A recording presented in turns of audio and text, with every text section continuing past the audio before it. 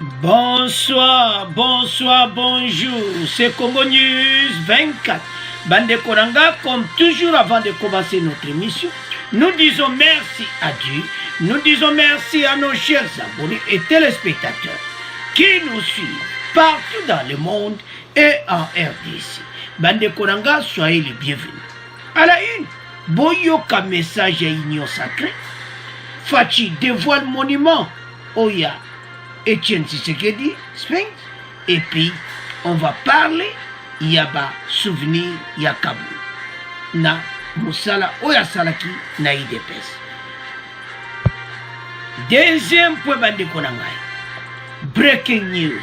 Eric Kimbombe alias Saddam Oya Boumaki Chebea attaqué Basache Bandiko. Bakangaki na Turquie, il a été expédié à Kinshasa.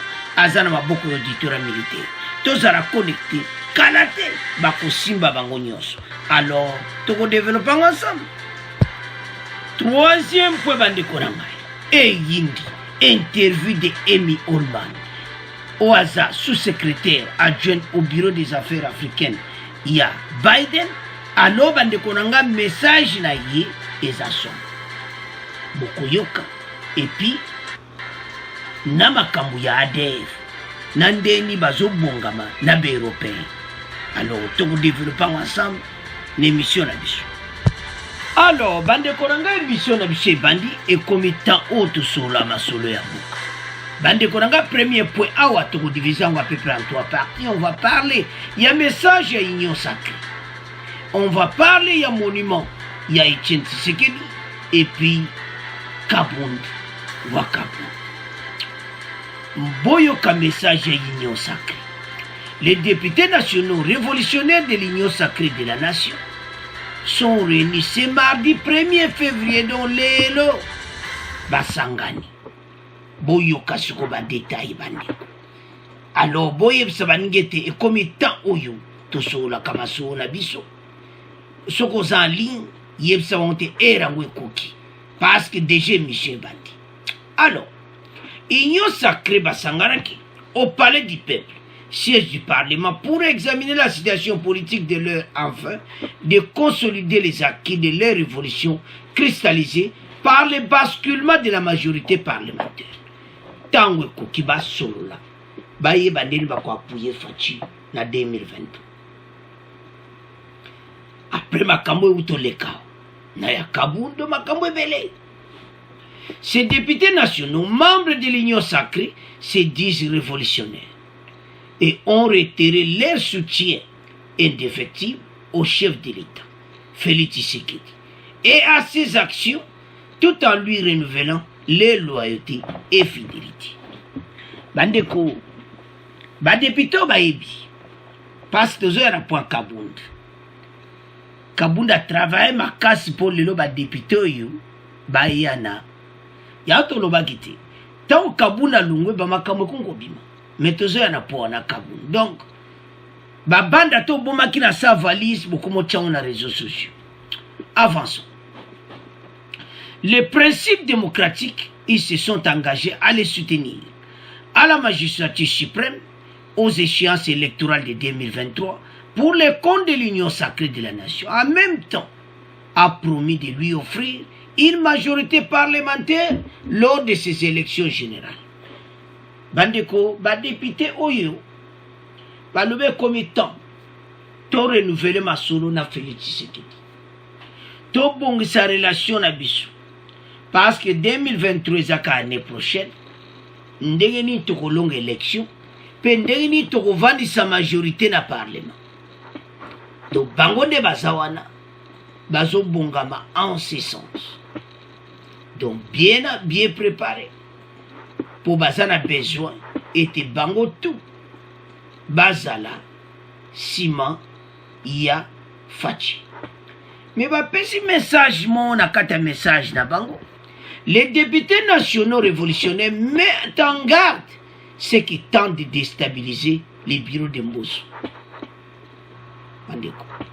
Pourquoi message one? Et là, connu les salama. Banani bazo luka ba déstabiliser.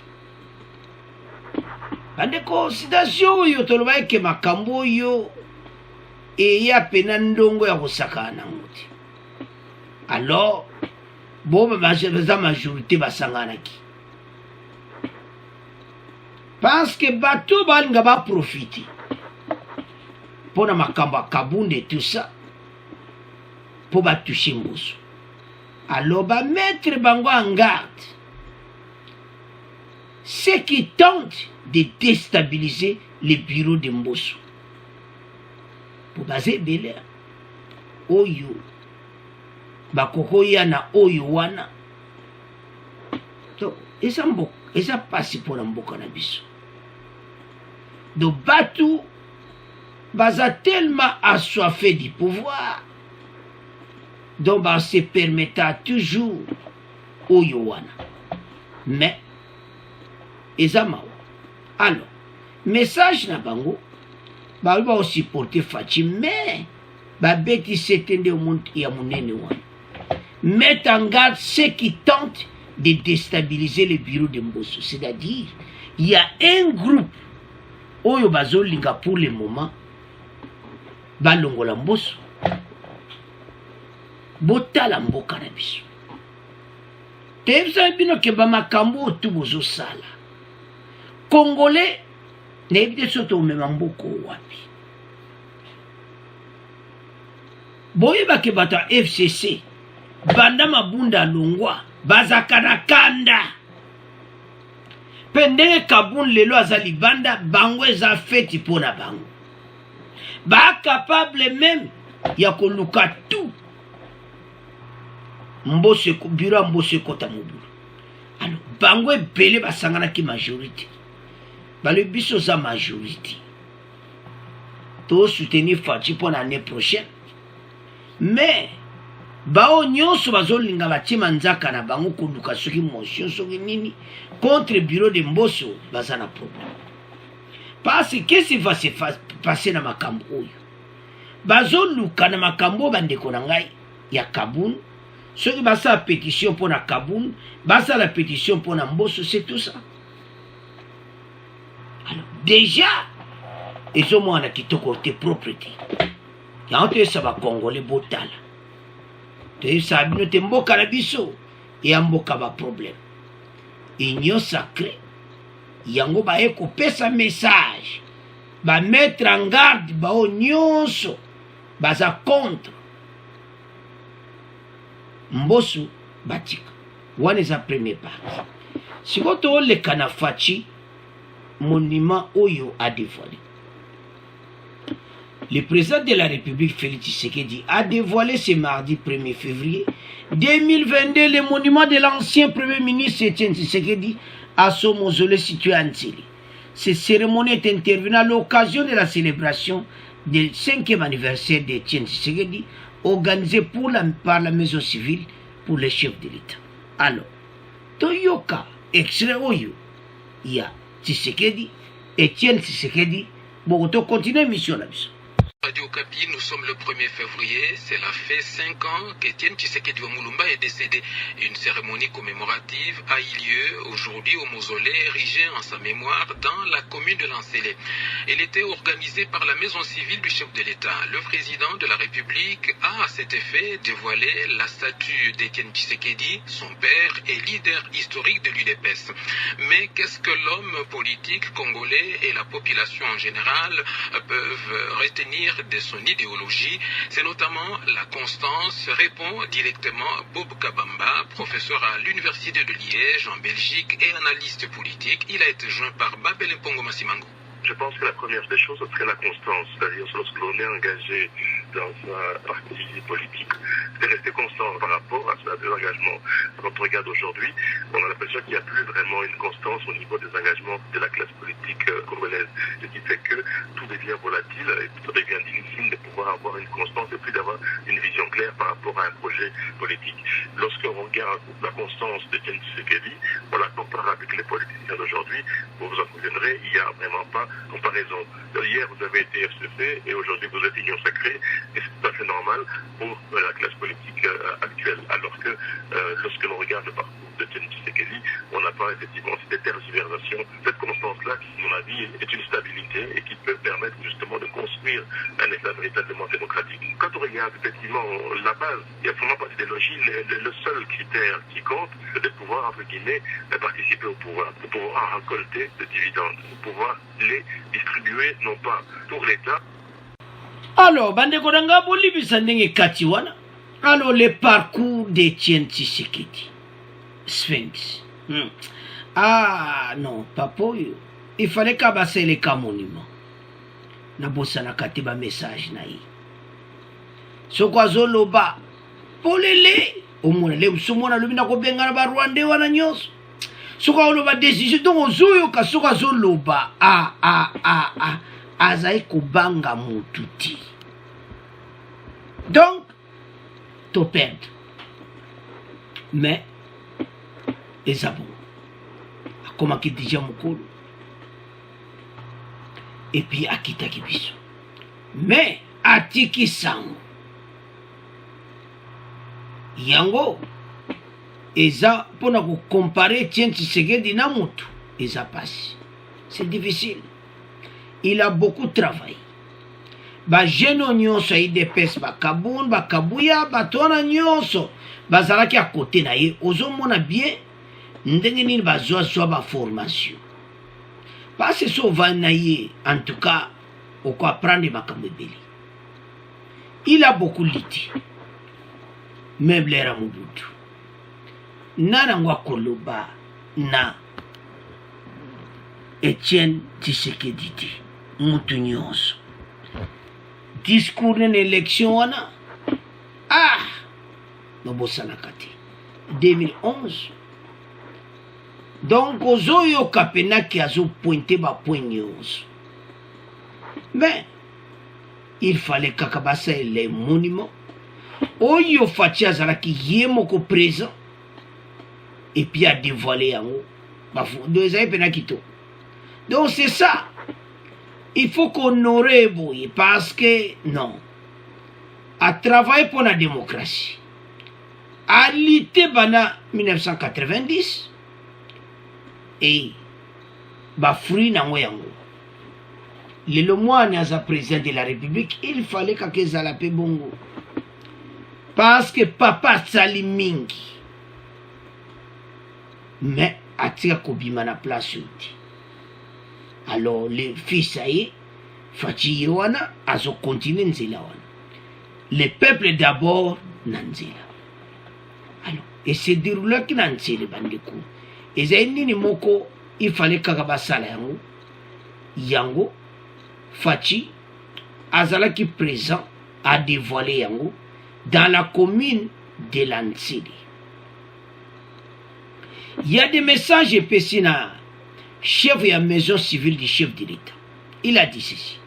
Pour moi, la première raison de cette motivation, c'est ce qu'il est bon de sacrifier sa vie pour les autres. C'est une motivation très importante dans la mesure où ce monsieur-là, cette icône, la représentée par ce monument, sera ineffaçable dans la mémoire du peuple congolais et du peuple africain. Nous qui avons bénéficié de son combat, moins les premiers fruits, après 4 décennies de son combat, nous avons le devoir de les pérenniser notamment par l'érection des monuments tels que vous les voyez, a expliqué Dr Bruno Miteu, chef de la maison civile du chef de l'État. Donc il fallait le quoi. Donc Kitoko, cérémonie l'équipe bien. Fachi a dévoilé de vos homona bendi, tout, à l'axi, tout, donc makamutu kitoko. Alors, Sphinx, bana EDC bako tika la jamais kobosa na yo. Alors, tous les gars siko na Jean-Marc Kaboun. Jean-Marc Kaboun, ezaka kaobaloba ke il a quitté. Tonto tala moi travail o ya salaki. Et à vidéo moko ebele peut-être bomona ki on a réseaux sociaux. Yakala o salamaka na lerwa na moto ezopela union sacrée. les wana kabunda beli boma do partout azali en tout makambo ekende bien en tout cas ça guéri oui baba kambo yaka il faut quoi accepter yango toza na démocratie bamoni ke ye le société moto mosusu ye pe kabuni il faut accepter yango donc c'est tout mais parcours nde masolo kitoko alite na ndenge moko donc ya kosakana te bareunion oyo basalaka na ba Katumbi na Faci wana ezali moko oyo ya réussite na ye oyo penza Faci pena alobaki donc esimbaki yango pe bokotala extrait wana yango pe ememela epe baproblème ebele Katumbi akosepela na ye te Bemba bakosepela na ye te na maloba oyo alobaki epa badepute ozomona alors extrait vidéo oyo tokotala pour montrer comment il a beaucoup travaillé donc atiki mwa histoire na ye l'union sacrée po ebele bamonika union sacrée moteur ezaki Kabunda baza kotose badepute nyonso wana bayaki na union sacrée mais lelo oyo bamosusu mpe babaluki mais c'est comme ça il faut accepter tout ça en démocratie mais totala nano yango bandeko soki olobaka makambo direct ezalaka bien ezalaka mpe mabe donc Kabunda aza direct donc mbala moko ale ozolamba mwa akati alobi botala sur Katumbi et Bemba bayaki na cahier de charge na union sacrée nde makambo eleka biso toza makambo akala biso se souvenir jour yango ya partage à gâteau alors bozomona sourire pa badepute ya FCC azo défendre baintérêt na bango Katumbi ayebisi na kati ya réunion ke yo défendre baintérêt ya bato ya FCC donc ezomona clairement que vraiment il a beaucoup travaillé asali oye pe akokosala mais balobaka ke bacirconstance eyaka makambo eyaka donc Kabunda faut accepter parce que azalaki na baerreur na ye mais mboka na biso ya RDC tala okosano bien ndenge nini soki osakaka erreur moko ondima te bona pene batelemeli yo d'Asie c'est le cas de Kabunda mais page eza déjà tourné donc IDPS tie libana mais tozoyoka ke asali parti politique mais toza na confirmation te soki tozwi confirmation tokozanga te koyesa mais ebele kaka avala asi asali parti na ye mais est ce que alakisi yango tomoni yango mboka na biso fake news soki omoni yango zala na preuve avant yo oloba na bacongolais ke Jean-Marc Kabunda asali parti politique aza politicien bien sûr akozala bongo te moto nyonso ayebi ke akosala mais soko asali akopresente yango na media te tokodwe tolobi mais biso problème na biso ezaka so yoki kaka sans vérification ale oyo kotiela bato babani koyoka embrouiller les gens otieka fumba na titre ntango moto apuya yango kaka na YouTube kabwe moto mamo abayi mpe moto wana oyo aza série ya olando liso te il faut te faire attention toza na bato ba très sérieux balanda bémission alors situation ya Jean-Marc Kabunda page déjà tourné ya asalaki erreur moto moto tu balimbisi na bango ye te balobi oyo eza mbala liboso te bon bamonaki ete libanda donc mais eloko ezosala mawa eza nini na bango moko to mona ba vidéo mo sur les réseaux sociaux mosusu to mona ke na bango moko bandeko ba Kassayen. Je parle un peu au Kassayen so bazolanda émission bosande nini ko hein bon asande ko na bina Kassaye omona mabekene koloba na ye kaka bino na bino ba Kassayen bozo beta na mabanga non wani foto lobela bino to loba onani bon konsi Etienne Tshisekedi atika parti o makambo yo te lelo eza anniversaire Etienne Tshisekedi to landi wana Monsieur Bob Kabamba ou to loba wana pona monument Etienne Tshisekedi comment il a beaucoup travaillé na lena Tshisekedi ezaki bongo te to landi biso nyonso extrait wana ya Tshisekedi alors tomekana kolanda nzela ya Etienne Tshisekedi soko omoni ke nalanda passe ba message o ezobima entre ba Kassayen non oh yaza mutaboyo parce qu'il est de Mujima yo pas mais c'est quoi ça to changer mentalité to bongsa mboka bandeko to tika ko bomana hein ba to kapere ba tirer de partout des ficelles de partout de tirer de veste non eza bongote to tia kimia kabunda se akei to itala makambo to zoloba loba non to arrêter.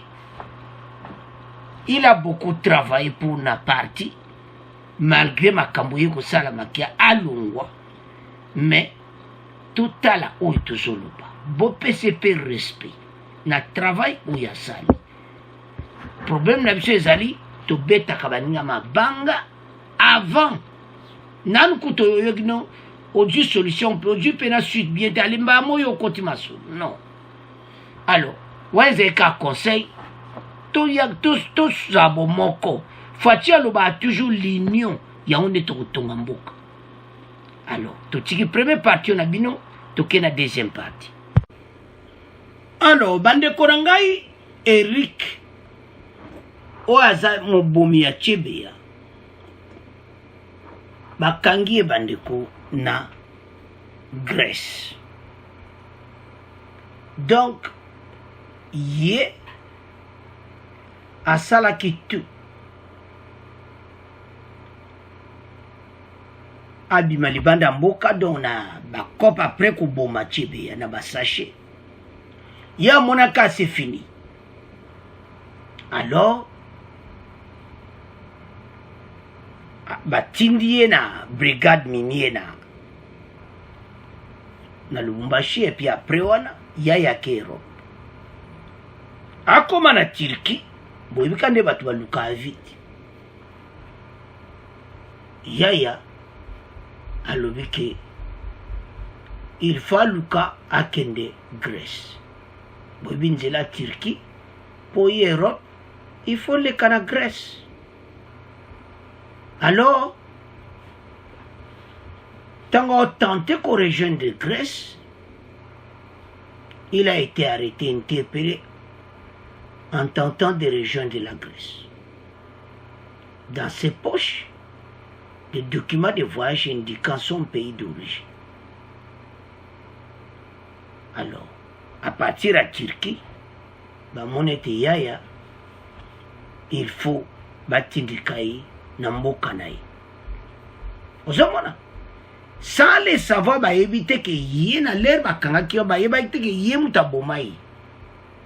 Bozo comprendre les commandes de te expliquer. De l'accès makila ya Tshebea.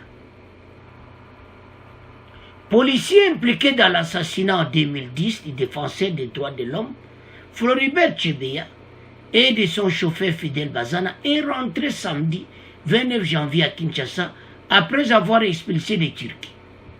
Si RFI, Eric Mbumbe Banza, alias Saddam, l'a affirmé qu'il y a quelques mois, c'est bien lui qui était chargé d'étouffer Fidel Bazana, le compagnon d'infortune de Floribert Tshebea.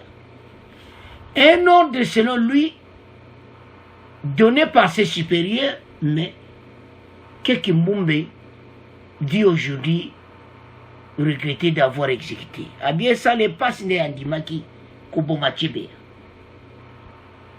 Exulté vers Lubumbashi au lendemain de l'assassinat des défenseurs des droits de l'homme, Kimbumbe Banza, comme tous ses supposés complices, sera affecté à la brigade minière. On les basa l'opération, on a kin balamo. Avant de prendre le chemin de l'exil, 10 ans plus tard, la Tanzanie et la Turquie ensuite, avec l'espoir de gagner les roues. Donc c'est ça, Bandeko. Alors, avant de continuer, Toyoka, avocat nae, bongo, avocat, je m'excuse, avocat ya Mama Chebeya, na avocat ya Bazana de yé, le même avocat ya famille Chebeya, na famille Bazana, bon, to continue mission nabiso.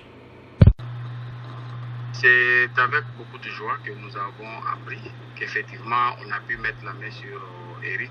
Et c'est l'un des maillons les plus importants de la chaîne, hein, parce que au dire des ans, c'est lui en fait qui avait étranglé Bazan après l'avoir mis des sachets sur la tête et autres. Donc c'est avec beaucoup de joie que nous apprenons son retour et je pense que du coup ça va relancer encore le procès parce que vous vous rendez compte que ça fait quand même 12 ans que nous attendons la réunion de tout ce monde-là.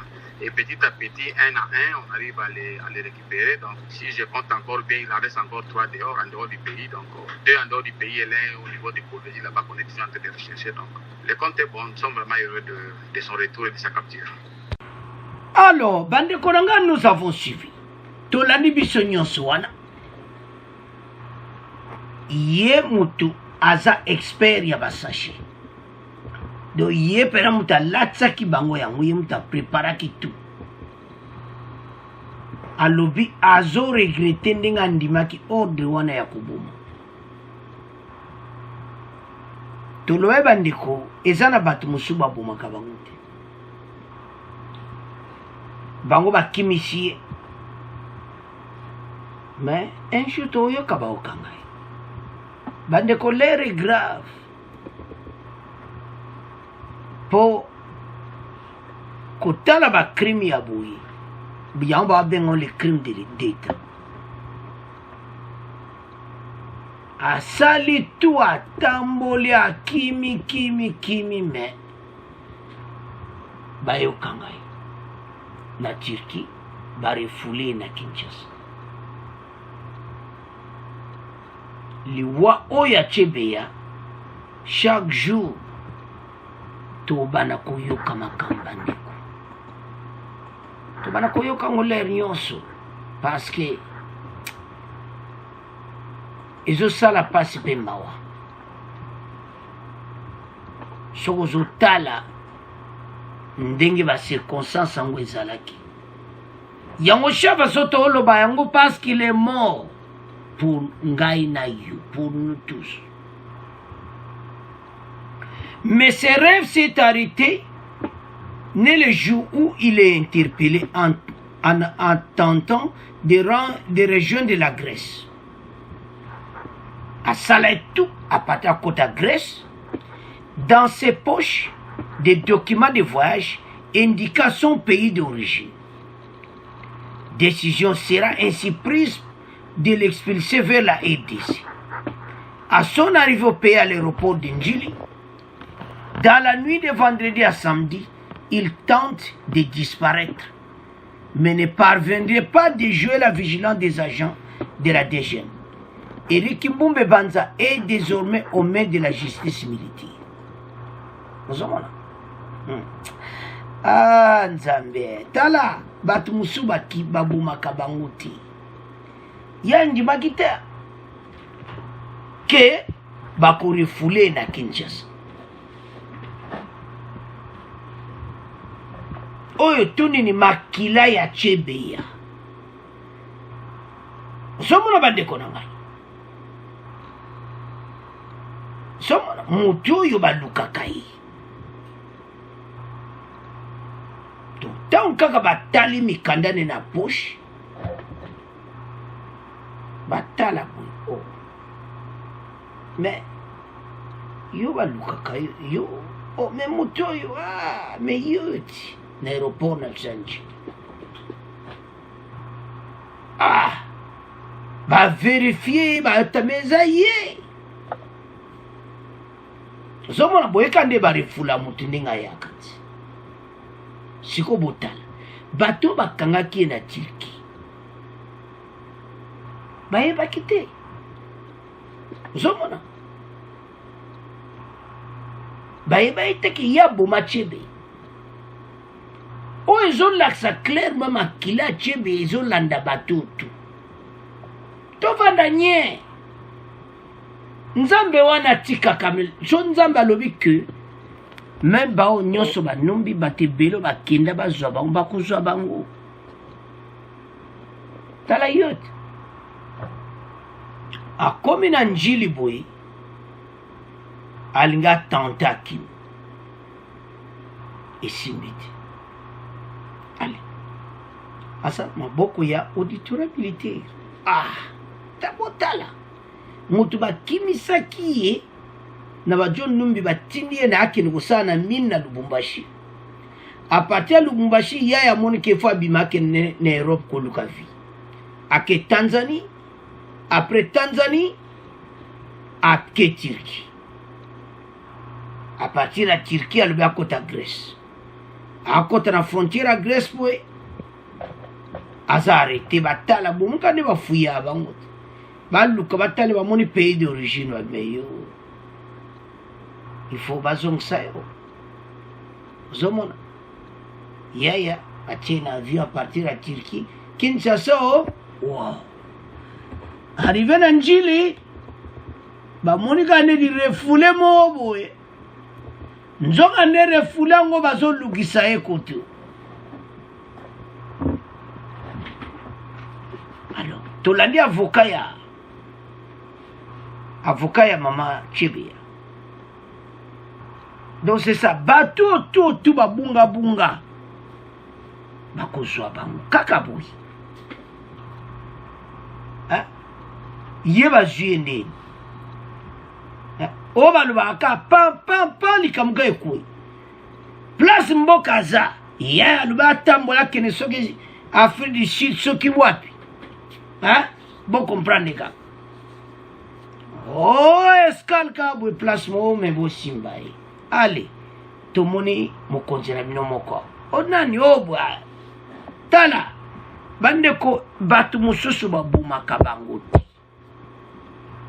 so bocomprendre bakangi eriki oyo bomonaka ebele oyo atikali pasi etikali kaka ye avocat aloba eso mingi to batika so mibale donc boa mibale mpe bakozwa bango bakoya na Kinshasa alors bandeko na nga c'est à ce point totiki deuxième point tomoke na troisième point alors bandeko na nga tokomi na troisième point na biso baaméricain interview bandeko Amy Holman sur message de Biden et sur ADF na RDC bandeko message eza somo tokodivisa wandu tokobanda nanu ya ADF après tokoya na o interview ya molai sur RDC ndenge nini bazobongisa coopération na République démocratique du Congo na faci ndeni masolo ezokende tobana na ADF Washington pour couper le financement extérieur aux ADF donc bazosala nyonso couper financement na bango bamoyen na bango nde bazwaka mbongo po bazoyokana na bapartenaire Angleterre, France, Allemagne na États-Unis ndenge nini bakokoupe batransaction ya bato eleka na bapays l'air est grave mpona ba ADF donc baza mpena sérieux côté ya bokoyoka ye la sous-secrétaire d'État adjoint au bureau des affaires africaines Amy Holman a annoncé lundi 31 janvier à Kinshasa que des discussions étaient en cours avec les partenaires des États-Unis afin de reconnaître les ADF comme mouvement terroriste et ainsi couper tout financement venant de l'extérieur. Bazoka na France, Angleterre, Allemagne, ndenge nini bakoko couper ba financement batu oyo en finir na bango. Amy Holman indique que pour l'instant, Washington est en train de convaincre ses partenaires diplomatiques afin d'isoler la rébellion des ADF. On s'en va. À se convaincre, on a évité. Pourquoi il faut même à convaincre Bango? Bango va se monater. Il y a un message de la France et c'est France vraiment linga biso makambo ezalate. Donc tout le monde va commentaire va congolais va pesa. Mais alors on a un message américain qui va se convaincre les Européens. Bandiko, et ça question pour convaincre les Bango. Et ça question il faudrait qu'on ait une décision ensemble. Ce qui va américain, baza va partenaire na bango comme d'habitude. Toujours mon avanté, na kaya Ukraine. Toujours la noise le kana Ukraine. Oyo, Russie a zonga jo Ukraine. Mais ba soli mbala moko. Mais ba kao ya biso. Ba partenaire faut ba américain va convaincre bango France, Allemagne et surtout France. Makamba esto yo France a uda okende. Na mikolo le gakawana na et pas Kagame. Toujours ma position bateau. Boso la fati bien et c'est beaucoup aider biso na makambo tozanango pour ba américain bazolo baba va convaincre bino. Alors, Tolanda, première partie, bon après tu y a une interview na deuxième partie, Toyoka, ndenge bazo convaincre ba partenaire France, Belgique, Angleterre avec les pays européens pour la ADF. Bon, tu continues mission na biso. Un nouveau mode de coopération avec la RDC pour lui permettre de profiter de son potentiel, tel est le souhait des États-Unis, a annoncé la sous-secrétaire d'État adjointe au Bureau des Affaires africaines, Amy Holman, en mission en RDC. Ce partenariat passe, selon elle, par plusieurs secteurs, notamment l'économie, l'éducation, la santé et l'environnement. Washington espère donc pour cela signer des contrats transparents, durables et inclusifs. Cependant, la sécurité reste une priorité pour la réussite de ce partenariat, surtout dans l'est de la RDC. À cet effet, la sous-secrétaire d'État adjointe au Bureau des Affaires africaines a annoncé que des discussions sont en cours avec les partenaires des États-Unis afin de reconnaître les ADF comme mouvement terroriste et ainsi couper tout financement venant de l'extérieur. On écoute Amy Holman au micro de Kéline Kouté. Pour l'instant, nous sommes en train de parler avec nos partenaires diplomatiques parce que ça soit des Européens, alors que ça soit des voisins. Pour solutionner ce problème, c'est un travail de groupe en fait. Et ce n'est pas seulement les États-Unis qui puissent résoudre cette situation qui durait déjà plusieurs années. Alors, c'est-à-dire, nous sommes en train de convaincre nos partenaires diplomatiques de nous aider avec la désignation de la ADF comme organisation terroriste, de couper le financement extérieur à cette groupe. Alors sans financement, c'est beaucoup plus difficile. Et puis ça c'est en premier temps et nous sommes en train d'explorer d'autres solutions aussi. Lesquelles? Alors c'est en cours de formation, alors on est en train de parler avec nos partenaires. Alors, Bande Koranga, nous avons suivi. Et nous, Holman indique que pour l'instant, Washington est en train de convaincre ses partenaires diplomatiques afin d'isoler la rébellion des ADF. Le Bali a peut-être isolé un bateau ici là-bas. Alors, nous avons battu. Pourquoi qu'on convaincre bon, c'est bango ba français. Ba pays en Allemagne, Angleterre, ba comment on a été que ba zapena ba rebelle ba rebelle ba terroriste. Pour trouver solution à ces problèmes, il faut un travail du groupe. Nous sommes en train de travailler avec nos partenaires diplomatiques comme l'Union européenne, de nous aider avec la désignation des ADF comme un mouvement terroriste cela va permettre de couper le financement extérieur de ce groupe. Sans financement, le groupe vivra des moments difficiles. Financement, on est à makambo ebele. Si lelo, bayiba baminere batekaka. Sikoyo, tant ba coopérer, bango ba européen. Et c'est bazo mona teke baza ba terroriste.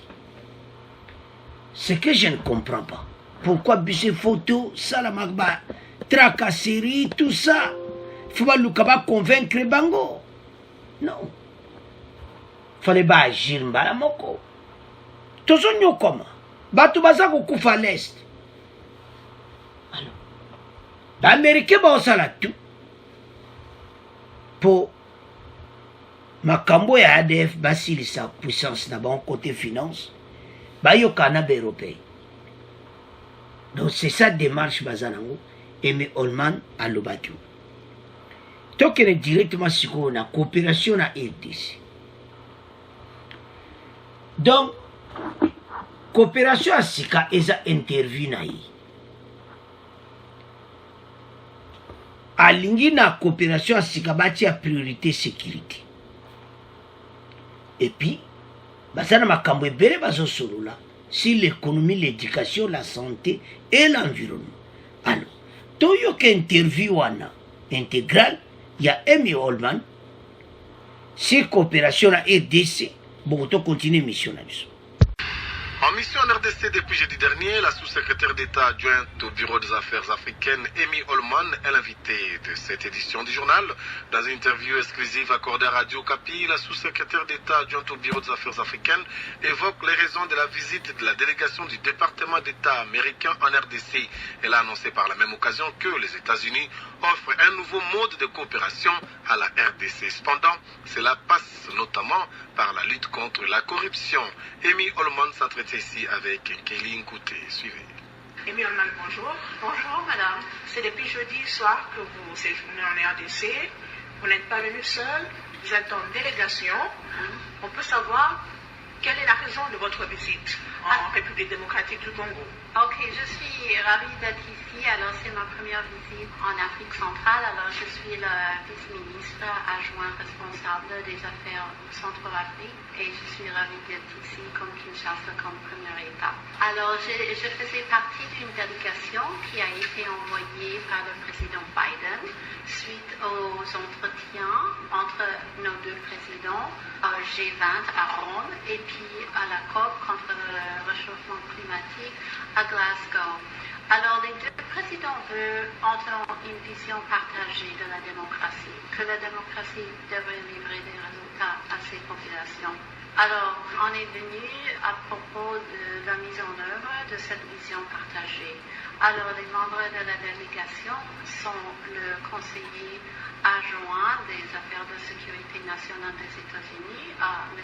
Dalip Singh, et puis la directrice principale sur l'Afrique du Conseil de sécurité nationale des États-Unis, soit c'est la Maison-Blanche en fait, et puis moi en tant que représentant du département d'État. Alors nous avons eu des conversations avec M. le Président et la plupart des membres du cabinet à propos d'un programme, comment ça s'appelle, Construire un monde meilleur, soit dans Better World, ou bien B3W.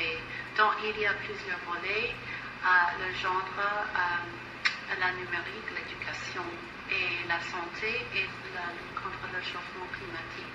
On est en train d'élaborer ce programme. Alors c'est le troisième pays dont M. Dalip Singh a visité. Alors c'était la RDC, après le Sénégal et le Ghana. Et puis on est en train d'envisager un programme et puis possiblement de réunir des fonds pour des projets ici à la RDC. Le samedi dernier, lors de la conférence animée par le conseiller adjoint à la sécurité nationale des États-Unis, il a affirmé que votre pays propose un nouveau mode de coopération à la RDC pour lui permettre de profiter de son potentiel et de se développer. Concrètement, quel est ce nouveau mode de coopération que vous proposez à la RDC? Alors, nous avons déjà entamé un partenariat avec la RDC qui est enfoqué sur la prospérité, la paix et la protection de l'environnement, c'est un autre qu'on avait ajouté. Alors ça fait déjà plus d'un an, alors dès que le président Tshisekedi a pris le pouvoir, que nous sommes en train d'élaborer ce programme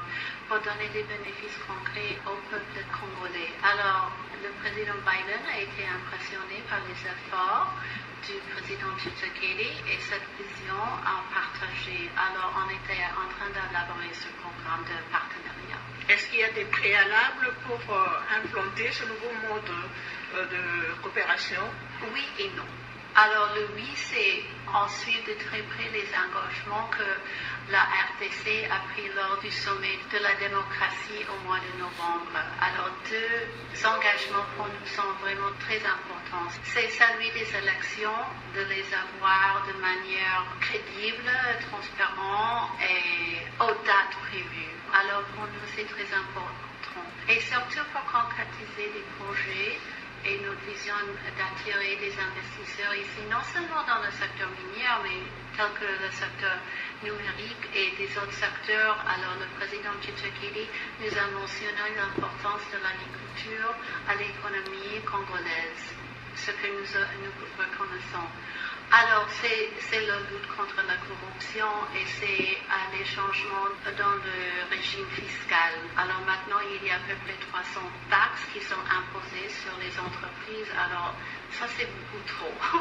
Alors, c'est trop difficile pour les entreprises étrangères qui veulent venir ici et créer un modèle différent pour donner des bénéfices au peuple congolais. Alors, c'est-à-dire des emplois, former des cadres, créer une infrastructure sociale, que ce soit donc par exemple pour les concessions minières, des écoles, des hôpitaux, tout ça. Alors c'est comme ça et de travailler dans un environnement sain, sans corruption. Alors c'est le modèle américain. On veut former les gens, on veut laisser des impacts positifs au pays. Mais c'est difficile lorsqu'il faut se contenter avec un régime fiscal qui est difficile à gérer et aussi lorsqu'il y a beaucoup de corruption pour avoir des licences et tout ça. Alors ça devrait changer. Et nous sommes très fiers de l'engagement que le président Tshisekedi a pris lors du sommet de la démocratie et c'est quelque chose qu'on fait suivre. Alors par rapport à tous les secteurs que vous avez évoqués, ce partenariat commence quand concrètement?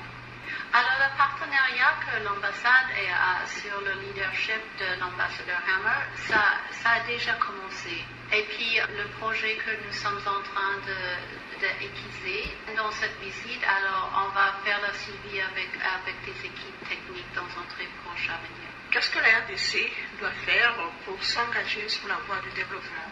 Alors pour moi, ça fait plus de 20 ans que je travaille soit dans les pays en voie de développement, soit la politique envers les pays de développement, soit dans des différents pays, soit dans des différentes fonctions au sein du département d'État. Alors, un des plus importants que reconnaît le président Tshisekedi, c'est la lutte contre la corruption.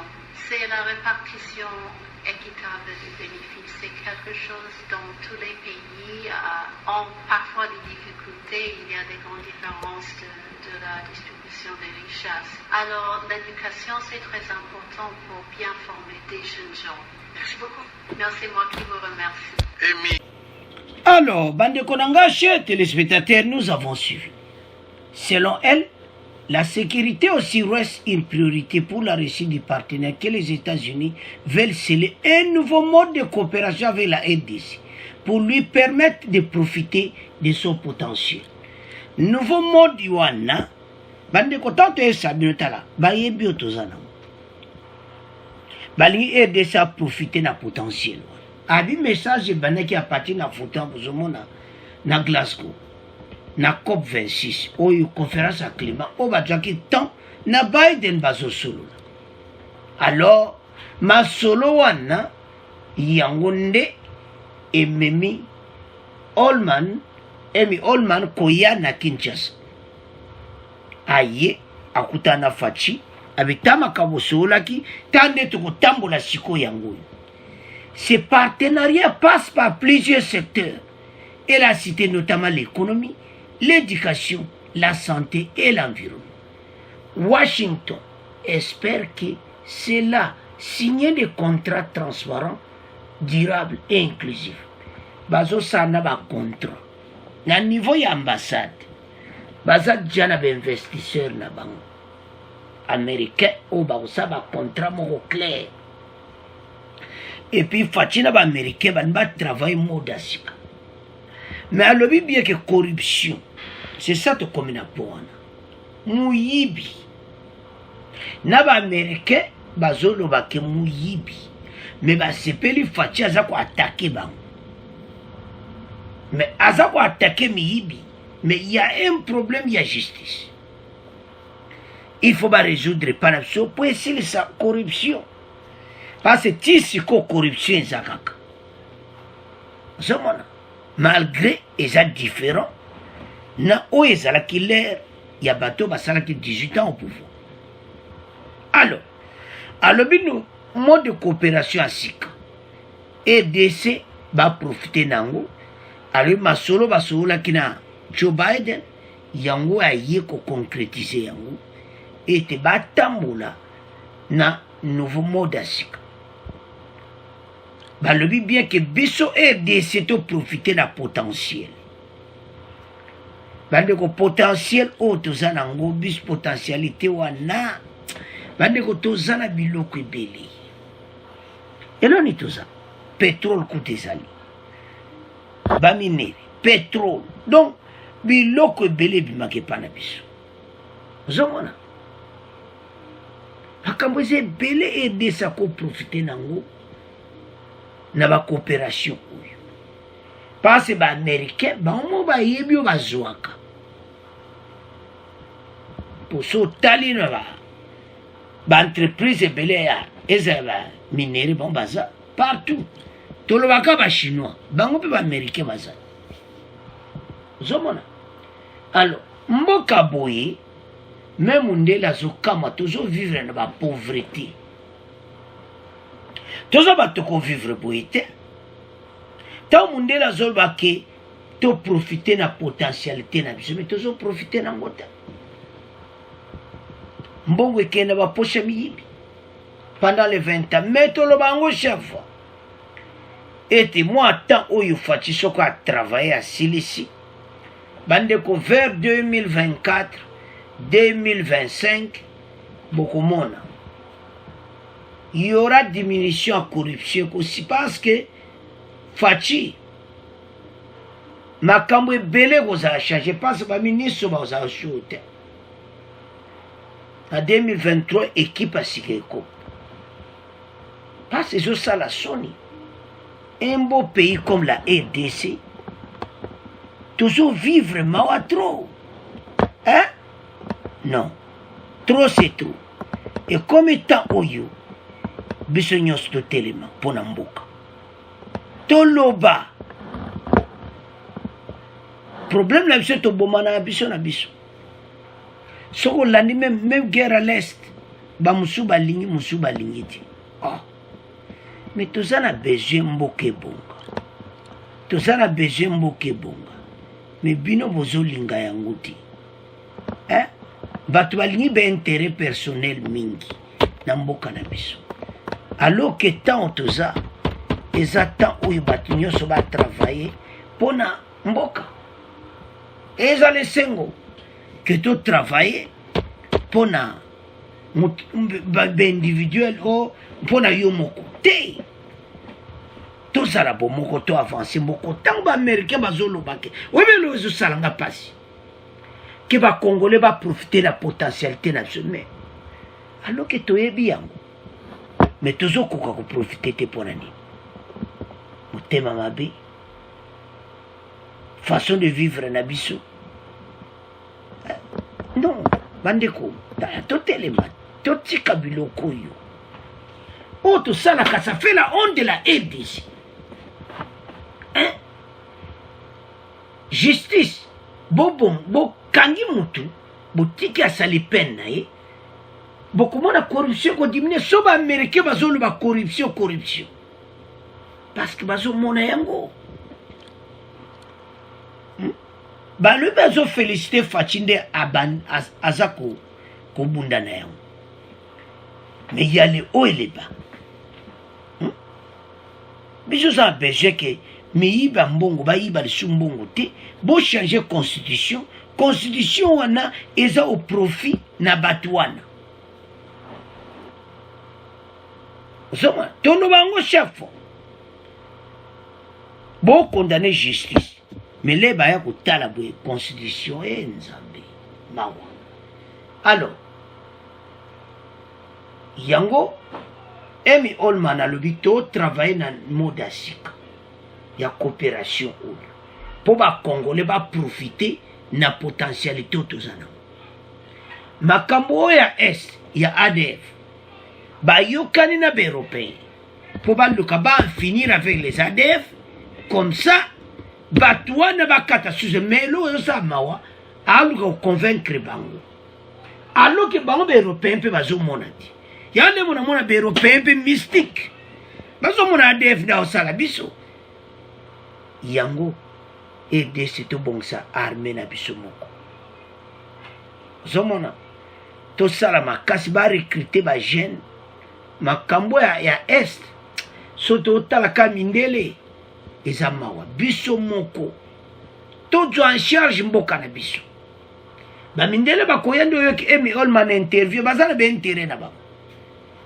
mais biso moto jo mboka en charge to jo ba jeune congolais aussi ici 18 ans parlement union sacrée bo misami beko ba jeune ba kene na armée wana tonda makambo to vivre ngote na mikolo oyo koya lelo ba M23 ba otcha ba makelele suzana armée munene partout amoni bwe partout armée bakusuka alo bandeko to landi biso nyonso ba américain to landi interview wana to comme il a fait émission bon continuer à s'abonner massivement bon partager au revoir à la prochaine.